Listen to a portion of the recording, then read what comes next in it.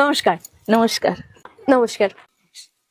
কি হলো বৌমা, তুমি নমস্কার করবে না?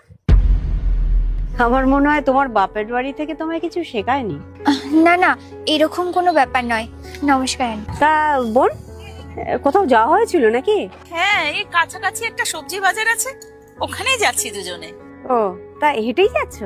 আসলে আন্টি সামনেই বাজার তো, সেই জন্যই হেঁটে চলে যাচ্ছি। বাবা, আমার বাবা হেঁটে চলা অভ্যেস নেই।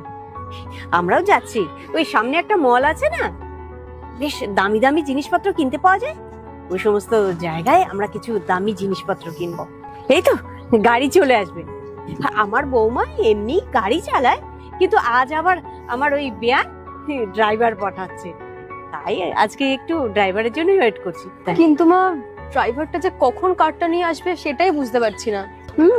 চলে আসবে নিশ্চয়ই, এক্ষুনি চলে আসবে। আচ্ছা আন্টি, একটা কথা বলবো, যদি খারাপ না ভাবেন তো।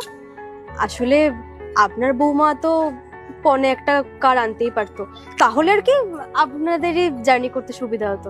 না বাবু, পণ নিয়ে গাড়ি কেনার থেকে আমাদের হেঁটে যাওয়া অনেক ভালো। আমাদের যা আছে আমরা তাতেই খুশি। আর পণ নিয়ে তো সম্পর্ক নষ্ট হয়, গাড়ি তো যখন তখন কেনা যায়। ঠিক আছে বৌমা, চলো। হ্যাঁ মা, চলুন। সরি মা, আজকে আমার জন্য তোমাকে এতগুলো কথা শুনতে হলো। আমি যদি আমার বাপের বাড়ি থেকে একটা গাড়ি নিয়ে আসতাম, তাহলে হয়তো তোমাকে এতগুলো কথা শুনতে হতো না। আরে তুমি কি বলছো? তোমার মতো এমন সংস্কারী বৌমা পেয়েছি, আর লোকে কত কথা বলবে, সব কথায় কান দিতে নেই মা। পণ নিয়ে কি হবে? চলো চলো চলো, বাজার যাই, চলো। আসুন।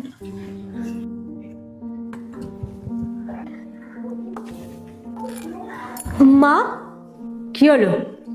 তোমাকে এতবার ফোন করা সত্ত্বেও তুমি ফোন তুললে না কেন? মা কি হয়েছে তোমার? আর তুমি এখানে কি করছো? না মানে কিছু কি হয়েছে?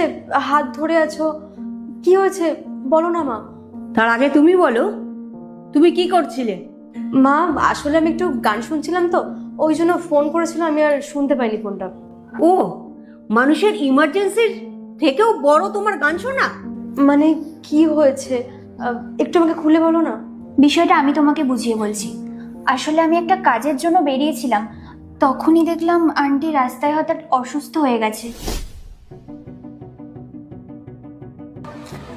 আরে, পাশের বাড়ির আন্টিটা না? মনে হচ্ছে অসুস্থ ফিল করছে।